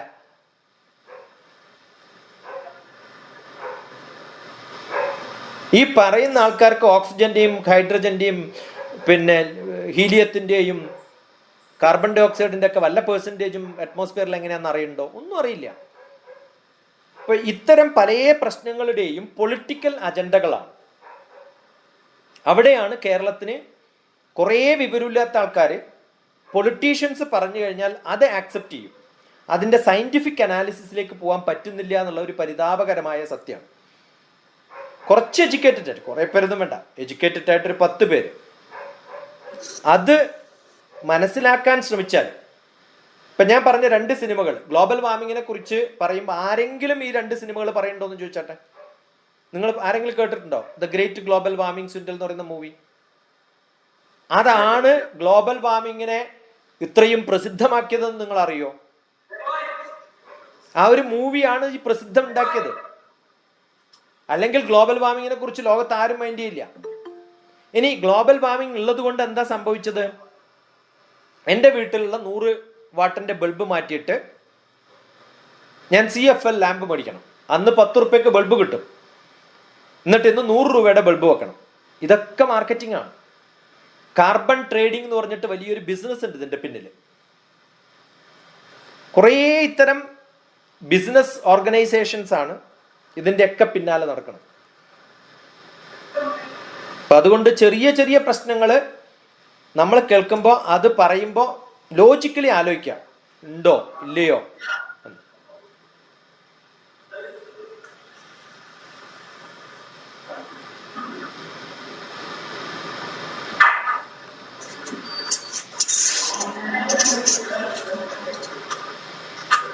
കൗസല്യ ചേർന്നിട്ടുണ്ട്, സുരേന്ദ്രൻ, അഭയ്, എൽസൻ, രാംചന്ദ്രൻ, സ്മിത, ഇവരാണ് ഒളിഞ്ഞിരിക്കുന്നത്. എന്തെങ്കിലും പറയാനുണ്ടെങ്കിൽ പറയാം.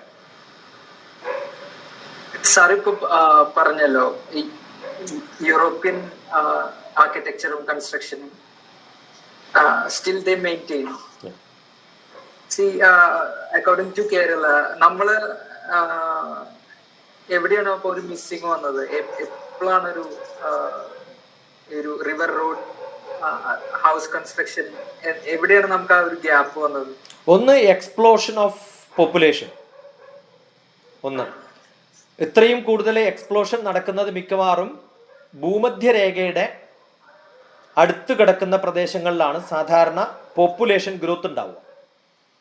അതൊരു ക്ലൈമാറ്റിക് ജിയോഗ്രഫിക്കൽ പൊട്ടൻഷ്യലാണ്, അത് പവർഫുള്ളുമാണ്. പക്ഷെ അങ്ങനെ അടുത്ത് കിടക്കുന്ന പല രാജ്യങ്ങളിലും ക്ലൈമറ്റ് തീരെ പറ്റാത്തതുകൊണ്ട്, ഇപ്പൊ ഗൾഫ് റീജിയനിലൊന്നും ആൾക്കാർക്ക് ജീവിക്കാൻ പറ്റാത്തതുകൊണ്ട് അത്ര എക്സ്പ്ലോഷൻ ഉണ്ടായിട്ടില്ല. അതിലേറ്റവും ഗിഫ്റ്റഡ് ആയിട്ടുള്ളൊരു സ്ഥലമാണ് ഇന്ത്യയും ചൈനയും. അതുകൊണ്ടാണ് ഇന്ത്യയിലും ചൈനയിലും ഇത്രയും പോപ്പുലേഷൻ. ഒക്കെ ജിയോഗ്രഫിക്കലാണ്. കേരളം പോലുള്ള സ്ഥലത്ത് എന്ത് പറ്റിയെന്ന് വിചാരിച്ചു കഴിഞ്ഞാൽ കുറേ മൈഗ്രേഷൻ, കുറേ ആൾക്കാർ അവരുടെ റിലീജിയനെ പബ്ലിഷ് ചെയ്യാൻ വേണ്ടിയിട്ടുണ്ടാവുന്ന കുറേ എഫേർട്ടുകൾ. ഇതൊന്നും ഇപ്പം എന്നെ പഠിപ്പിച്ച മാഷ്, ആ മാഷ് എന്ന് പറയുന്നത് ഇപ്പോൾ 70 വയസ്സായി. അയാളുടെ കുട്ടി ഇപ്പൊ ഒരു സെഷൻ കഴിഞ്ഞതേ ഉള്ളൂ. ഞാൻ മാഷോട് ചോദിച്ചു മാഷിപ്പ് എന്താ ചെയ്യണമെന്ന്. അപ്പൊ മാഷുടെ ഒരു മകന് 5 കുട്ടികളുണ്ട്. എനിക്ക് തോന്നുന്നില്ല ഇന്നത്തെ കാലത്ത് സാധാരണ കുറച്ച് ക്വാളിഫൈഡ് ആയിട്ടുള്ള ഒരാളുടെ വീട്ടില് 5 പിള്ളേരുണ്ടാവും. അല്ലല്ല, 5 പിള്ളേര്. കാരണം അവരുടെ ഒരു പോളിസിയാണത്. We should have more number of people. മനസ്സിലായി? അപ്പൊ ഇതൊക്കെ ഒരു വലിയൊരു അജണ്ടയാണ്. ഇവര് മൈഗ്രേറ്റ് ചെയ്ത് പോകും പല സ്ഥലത്തും. അവർക്ക് ആ ഒഴുകുന്ന സ്ഥലത്തെ വെള്ളമല്ലാതെ അതിന്റെ സബ്സിക്വന്റ് ആയിട്ടുള്ള സംഭവങ്ങൾ. പിന്നെ ഏറ്റവും കൂടുതൽ പൊളിറ്റിക്കലി പൊളിറ്റിക്കലി പൊല്യൂട്ടഡ് ആയിട്ടുള്ള സ്ഥലമാണ് കേരളം പോലുള്ള സ്ഥലം. അവിടെ ഡെവലപ്മെന്റിനെക്കാളും കൂടുതൽ ഡെവലപ്മെന്റ് എങ്ങനെ നടത്താതിരിക്കണം എന്നുള്ളതാണ്. അപ്പൊ എന്ത് പറ്റും? നമുക്ക് ചെയ്യുന്ന ആ ഒരു ചെറിയൊരു സംഭവം, ഒരു വീടുണ്ടാക്കണമെങ്കിൽ അവനൊരു ഇലക്ട്രിസിറ്റി മതി. ഇലക്ട്രിസിറ്റി കൊടുക്കണമെങ്കിൽ അത് ഓതറൈസ്ഡ് കൺസ്ട്രക്ഷൻ ആവണം. ആ റൂള് വയലേറ്റ് ചെയ്യും. ഒന്നുകിൽ എൻ്റെ പാർട്ടിക്കാരനാണ്, എനിക്കറിയുന്ന ആളാണ്, അതൊന്നും നോക്കണ്ട, കൊടുത്തോളാം പറയും. മനസ്സിലായോ? ഇപ്പൊ ഇന്നൊരു പോലീസ് എൻ്റെ അടുത്ത് പറയുന്നു, ഞങ്ങൾ ഇപ്പം ഉണ്ടായിരുന്ന ഒരു ഗൂഗിൾ മീറ്റിൽ ഒരു പോലീസ് ഉണ്ടായിരുന്നു. ആ ഒരു പോലീസിന്റെ ഒരു അതോറിറ്റി എന്താ വെച്ചാൽ, കർണാടക കേരള ബോർഡറിൽ ഒരു ദിവസം 20 പേർക്കെങ്കിലും ഫൈൻ അടിക്കണം. അയാൾക്ക് രാവിലെ കൊടുക്കുന്ന ഓർഡറാണത്. അവർ തെറ്റുണ്ടെങ്കിൽ ഫൈൻ അടിക്കണം എന്നല്ല പറയണത്.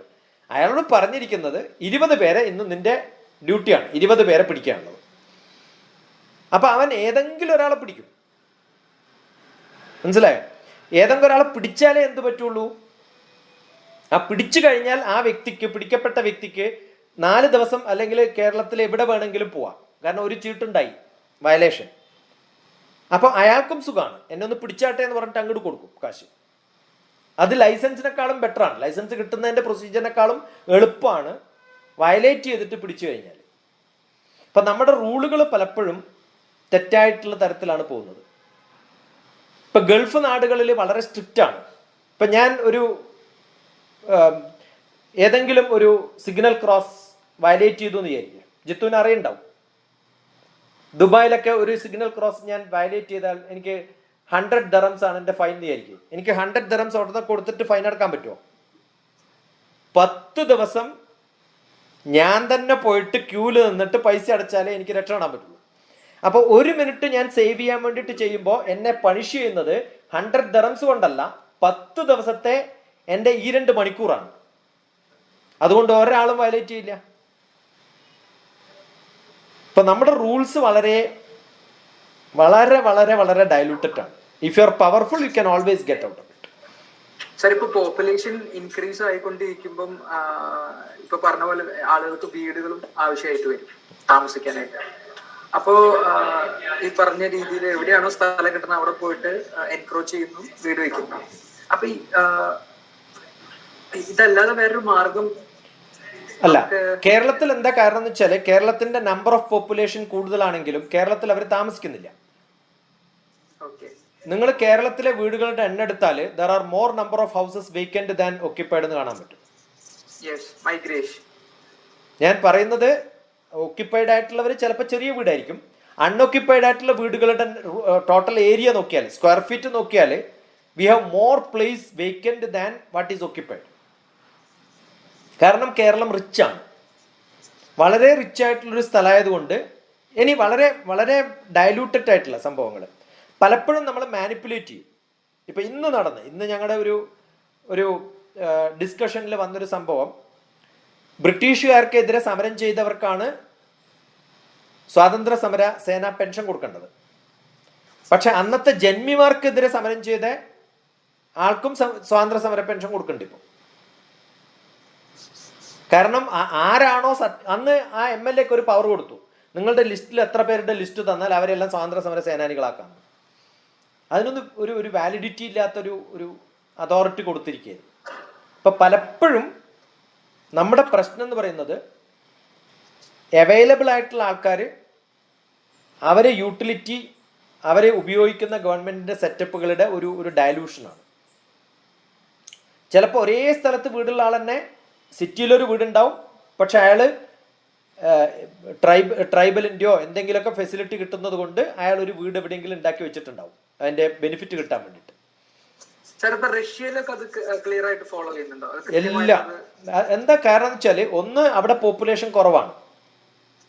റഷ്യയിലെ പ്രോബ്ലംസ് ഉണ്ടായിരുന്നത് കുറേ സോൾവ് ചെയ്തതോ അല്ലെങ്കിൽ അത് വളരെ അവരെ ബുദ്ധിമുട്ടിച്ചൊരു സംഭവം എന്ന് പറയുന്നത് അവിടുത്തെ സോഷ്യലിസം വളരെ സ്ട്രിക്റ്റ് ആയിരുന്നു. അവിടുത്തെ സോഷ്യലിസം വളരെ സ്ട്രിക്റ്റ് ആയതുകൊണ്ട് അവർക്ക് ഇമ്മൻസ് റിച്ച് ആവാനുള്ളൊരു സാധ്യത കുറവായിരുന്നു USSR ഉണ്ടായിരുന്ന കാലത്ത്. അതിൽ നിന്നും വ്യത്യസ്തമല്ല പിന്നെയുള്ള പാർട്ടീഷൻസ് നടന്നപ്പോൾ. പക്ഷെ റഷ്യയിലെ ഒരു കുറേ ഡിഫറെൻറ്റ് രാജ്യങ്ങളായി മാറിയപ്പോൾ ചില സ്ഥലത്ത് പോപ്പുലേഷൻ കൂടുതലുള്ള സ്ഥലമുണ്ട്, ചില സ്ഥലത്ത് കുറഞ്ഞതുമുണ്ട്.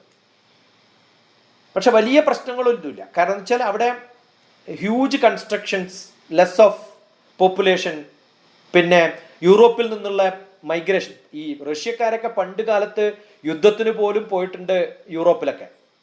ഇപ്പോൾ ഓസ്ട്രിയ, ജർമ്മനി എന്നൊക്കെ പോയി കഴിഞ്ഞാൽ റഷ്യൻ ഇൻവേഡേഴ്സ് ആയിരുന്നു ഒരു കാലത്ത്. അപ്പോൾ റഷ്യ, അമേരിക്ക വേൾഡ് വാറിൽ പങ്കെടുത്തിട്ടുള്ള അവരൊക്കെ ഹൈലി റിച്ചും ഇമ്മൻസ് റിച്ച് ആയിരുന്നു ഒരു കാലത്ത്. അവർ മാത്രമേ ഇവിടെ ബാക്കി നിന്നിട്ടുള്ളൂ, ബാക്കിയുള്ളവരൊക്കെ പോയി. നമ്മുടെ ഇന്ത്യയിലൊക്കെ പറ്റിയ കുഴപ്പമെന്ന് വെച്ചാൽ നമ്മളൊന്നും അത്തരം വലിയ സംഭവങ്ങളൊന്നും നടന്നിട്ടില്ല ഇവിടെ. നമുക്കിപ്പം വലിയ ട്രഡീഷൻ പറയാനൊന്നും ഇല്ലല്ലോ.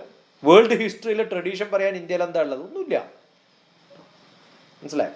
അപ്പൊ അവരുടെ ബാക്കിയുള്ളവരൊക്കെ വളരെ റിച്ച് ആയിരുന്നു. കുറേ പേര് നഷ്ടപ്പെട്ടു, കുറേ പേര് പോയി, കുറേ പേര് മൈഗ്രേറ്റ് ചെയ്ത് പോയി. പിന്നെ അവരൊക്കെ ട്രാവലേഴ്സ് ആണ്. ട്രാവൽ ചെയ്തിട്ട് എവിടെ വേണമെങ്കിലും സെറ്റിൽ ചെയ്യും. കാരണം അവരുടെയൊക്കെ climatic condition is so bad, അവർക്ക് വേറെ എവിടെ പോയാലും സർവൈവ് ചെയ്യാൻ പറ്റും. അത്തരം ക്ലൈമറ്റിക് കണ്ടീഷൻസ് ഒക്കെ കുഴപ്പമില്ലതാണ്. പക്ഷെ ഇന്ത്യയുടെ പ്രശ്നം എന്ന് വെച്ചാൽ, ഇന്ത്യ നല്ല ബ്യൂട്ടിഫുള്ളാന്ന് വെച്ചാൽ നമുക്ക് നല്ലതാണെന്ന് തോന്നുന്ന ഒരു ക്ലൈമറ്റിൽ നമ്മൾ ജീവിച്ചതുകൊണ്ട് കുറച്ച് തണുപ്പ് കൂടിയാലും നമുക്ക് പറ്റില്ല. മനസ്സിലായി? അതുകൊണ്ട് നമ്മൾ മൈഗ്രേഷൻ അത്ര ഇഷ്ടപ്പെടുന്നവരല്ല. ഇപ്പം അമേരിക്കയിൽ പോയാലും അവർക്ക് എപ്പോഴെങ്കിലും 40 കൊല്ലം കഴിഞ്ഞാലും തിരിച്ചു വരണമെന്ന് ആഗ്രഹിച്ച് വീട് ഇവിടെ വെക്കും. പക്ഷെ യൂറോപ്പിൽ നിന്നൊക്കെ പോകുന്നവരെല്ലാം വിറ്റിട്ടാണ് പോവാം. അതുകൊണ്ടാണ് നമുക്ക് ഇവിടെ ഇപ്പോഴും കുറേ എക്സിസ്റ്റിംഗ് വാലുകളും ഒക്കെ ഉള്ളത്. അപ്പൊ അതുകൊണ്ട് നമ്മൾ ഒഴിവാക്കില്ല, പലതും ഒഴിവാക്കില്ല. We will keep it here. അവരങ്ങനെയല്ല. അവര് ആ ഹോൾ സ്വത്ത് അങ്ങനെ തന്നെ ഗവൺമെന്റിന് വിട്ടുകൊടുത്തിട്ടും പോകാൻ തയ്യാറാണ്. അതുകൊണ്ടാണ് അവിടെ മ്യൂസിയംസും, പിന്നെ അല്ലെങ്കിൽ ഇപ്പൊ വേർഡ്സ്വർത്തിന്റെ വീട് പിന്നെ സൂക്ഷിക്കുന്നത് പോലെ നമുക്ക് യൂസഫ് അലി കേച്ചേരിന്റെ വീട് എന്താ സൂക്ഷിക്കാൻ പറ്റാത്തത്? നിങ്ങൾ ആരെങ്കിലും കണ്ടിട്ടുണ്ടോ അറിയില്ല. ഗുരുവായൂർ അമ്പലത്തിൽ പോകുന്ന വഴിക്ക് തൊട്ടടുത്താണ് യൂസഫ് അലി കച്ചേരിയുടെ. എനിക്ക് തോന്നുന്നു ഞാൻ ഏറ്റവും ബഹുമാനിക്കുന്ന നല്ലൊരു കവിയാണ് യൂസഫ് അലി കച്ചേരി. അദ്ദേഹത്തിന്റെ വീട് കാണുമ്പോൾ കഷ്ടം തോന്നും. നമ്മൾ എന്ത് അത് സൂക്ഷിച്ചു വെക്കാത്തത്? നമുക്ക് പറ്റില്ല. അത് കോവിലകങ്ങൾ എല്ലാം നശിച്ചു പോയില്ലേ? ആർക്കിയോളജി ഡിപ്പാർട്ട്മെന്റ് ആയാലും നമ്മളത് മെയിൻറ്റെയിൻ ചെയ്യുന്നില്ല. അപ്പൊ അതുകൊണ്ട് നമുക്ക് ആ പൊസഷൻ വേണം എന്നാൽ നമ്മളൊട്ട് നോക്കൂല്ല. അതാണ് നമ്മുടെ സ്ഥിതി.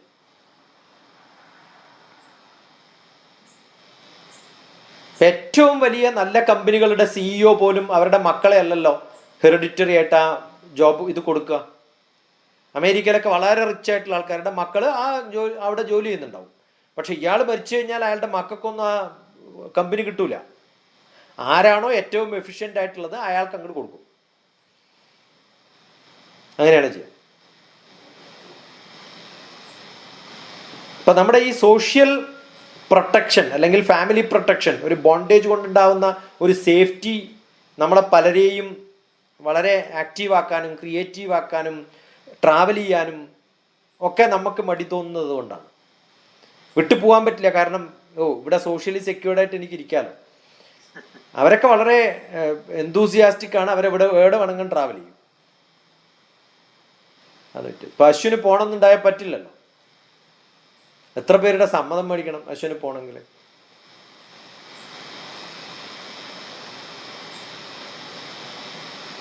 അവിടെ അങ്ങനെയല്ലല്ലോ. 12ാം ക്ലാസ് കഴിഞ്ഞാൽ ഉടനെ സെൻഡ് ഓഫ് കൊടുക്കും, ടാറ്റാ ബൈ ബൈ. ഇനി വീട്ടിൽ കയറണമെങ്കിൽ പെർമിഷൻ മേടിക്കണം അച്ഛൻ്റെ അമ്മയിൽ. 12ാം ക്ലാസ് കഴിഞ്ഞാൽ സെൻഡ് ഓഫ് ആണ്. They will be pushed out of the house. You are independent.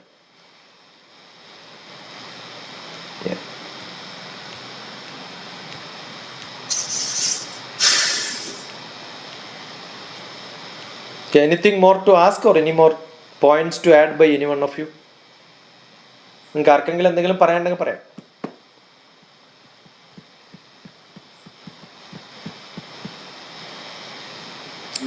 നമസ്കാരം രാധാകൃഷ്ണൻ. ഞാന് കുറച്ച് ലേറ്റ് ആയിട്ടാണ് അത്ര എനിക്ക് കണക്ഷൻ കിട്ടിയത്. ഓക്കെ. റൈറ്റ് ആയിരുന്നു. ഒരു 20 minutes കഴിഞ്ഞിട്ടാണ് എനിക്ക് എൻ്റർ ചെയ്യാൻ പറ്റിയത്.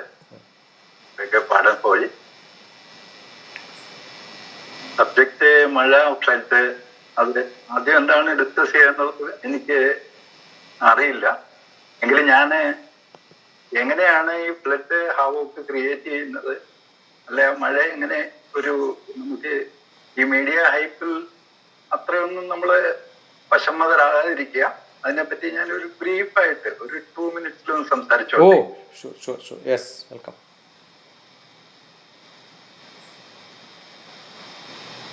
ഇപ്പോൾ ചാനൽ ചർച്ചകളിലും മീഡിയകളിലൊക്കെ വന്നിരുന്നു ചക്രവാത ചുഴി ഉണ്ടായതുകൊണ്ടാണ് കേരളത്തിൽ ഇത്രയും ഫ്ലഡ് ഹാവോക്ക് ക്രിയേറ്റ് ചെയ്തെന്നൊക്കെ പറഞ്ഞ് പല ചാനൽ ചർച്ചകളിലും വന്നിരുന്നു, മീഡിയയിലും കവർ ചെയ്തിരുന്നു.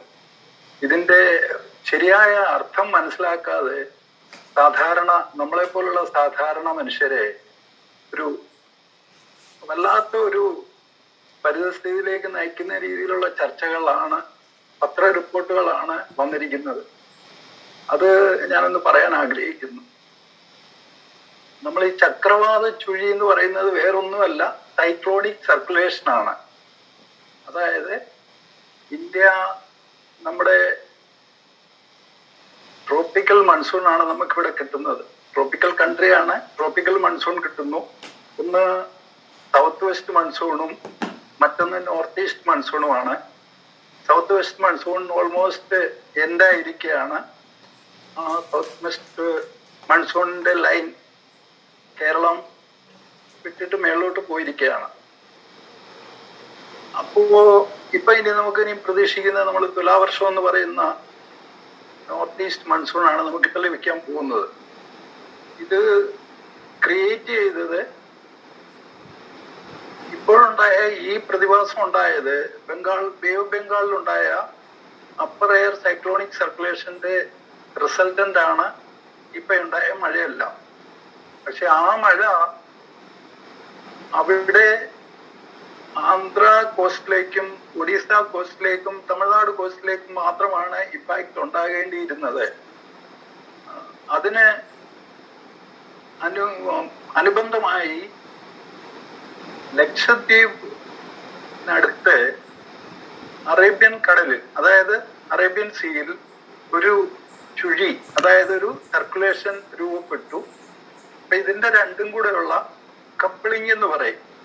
ആ കപ്പിളിങ്ങിന്റെ ആഫ്റ്റർ എഫക്റ്റ് കൊണ്ടാണ് കേരളത്തിൽ പരക്കെ മഴ ലഭിച്ചത്. ആ മഴയിലും സാധാരണയിൽ കവിഞ്ഞ മഴയൊന്നും പെയ്തിട്ടില്ല.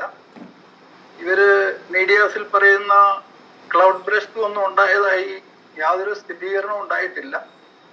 അതൊക്കെ ഉണ്ടാകുമായിരുന്നുണ്ടെങ്കിൽ ഇതൊന്നുമല്ല 2018 must have been repeated throughout Kerala. പക്ഷെ അതൊന്നും ഉണ്ടായിട്ടില്ല. മറ്റ് 1 or 2 places it was 20 centimeter മഴ റിപ്പോർട്ട് ചെയ്തിട്ടുണ്ടെന്ന് പറയപ്പെടുന്നു. അതല്ലാതെ മറ്റെല്ലായിടത്തും റിപ്പോർട്ട് ചെയ്തിട്ടുള്ളത് ഇന്ത്യൻ മെറ്റീരിയോളജിക്കൽ ഡിപ്പാർട്ട്മെന്റ് അവര് പറഞ്ഞിരുന്ന അപ് ടു 10 centimeters, അതായത് 6.5 to 10 centimeter മഴ മാത്രമേ ലഭിച്ചിട്ടുള്ളൂ. പക്ഷേ മഴ ലഭിക്കുന്നതോടൊപ്പം തന്നെ ഡാംസ് എല്ലാം ഓൾമോസ്റ്റ് ഇറ്റ്സ് കപ്പാസിറ്റിയിലായിരുന്നു. അപ്പൊ അവർക്ക് ഇൻകമിങ് ഇൻഫ്ലോസ് അവർക്ക് അവിടെ കൺട്രോൾ ചെയ്യാൻ പറ്റാത്തതുകൊണ്ട് അവർ ഡാംസ് ഒക്കെ കുറച്ച് സർപ്ലസ് ചെയ്യേണ്ടി വന്നു. അതാണ് ഗേറ്റ് ഓപ്പറേഷൻ ഉണ്ടായതും കുറച്ച് അഡീഷണൽ ആയിട്ട് കുറച്ച് വെള്ളം വന്നിട്ടാണ് ഒരു ഫ്ലഡ് സിറ്റുവേഷൻ പോലെ ഉണ്ടാക്കിയത്. പക്ഷെ it was not at all an havoc. It was a controlled flow, totally under control. അത് 2018 കേരള സ്റ്റേറ്റിൽ ഉണ്ടായ അതിദാരുണമായ സംഭവത്തെ കണക്കിലെടുത്തുകൊണ്ട് ഗവൺമെന്റ് ഓഫ് ഇന്ത്യ ചില മുൻകരുതലുകൾ എടുക്കാൻ ഗവൺമെന്റ് ഓഫ് കേരളയെ നിർദ്ദേശിച്ചിട്ടുണ്ടായിരുന്നു. അതുകൊണ്ട് അവരൊരു ഡാം സേഫ്റ്റി ഓർഗനൈസേഷൻ അവർ സെറ്റപ്പ് ചെയ്തിരുന്നു. ഒരു എക്സ്പേർട്ട് കമ്മിറ്റി കൂടെ അവർ ചെയ്തിരുന്നു. അവരിത് സ്റ്റഡി ചെയ്യുകയും ഓൾറെഡി സർപ്ലസ് ആയി കിടക്കുന്ന ഡാംസിലെ വെള്ളത്തിനെ how to release in taste manner, അത് ചെയ്തു. അവരത് സക്സസ്ഫുൾ ആയി.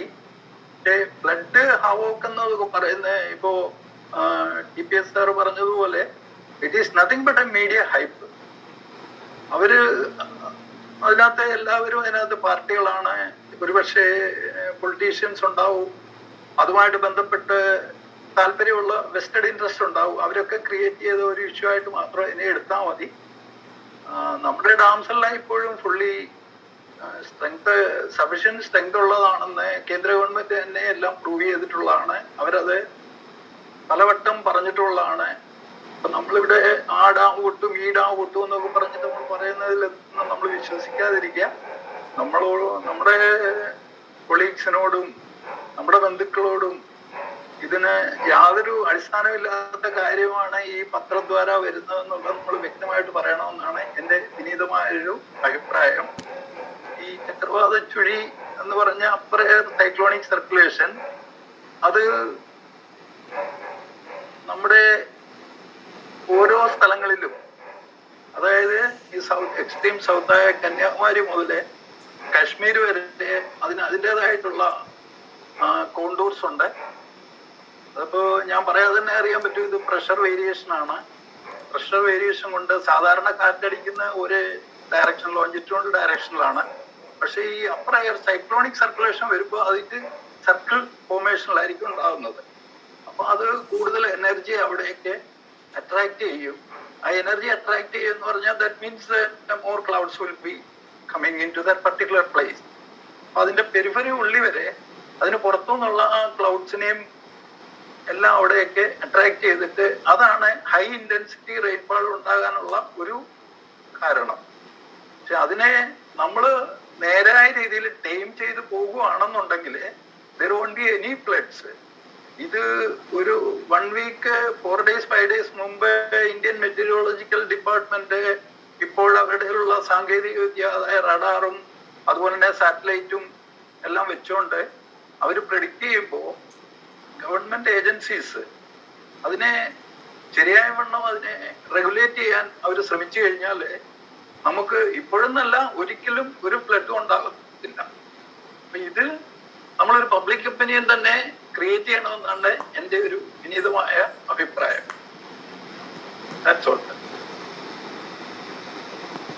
തോന്നുന്നു നമ്മള് തുടങ്ങിയ സമയത്ത് ഡിസ്കസ് ചെയ്ത അതേ സംഭവം തന്നെയാണ്. നമ്മുടെ കയ്യിലല്ല ഈ വെതർ കൺട്രോളും.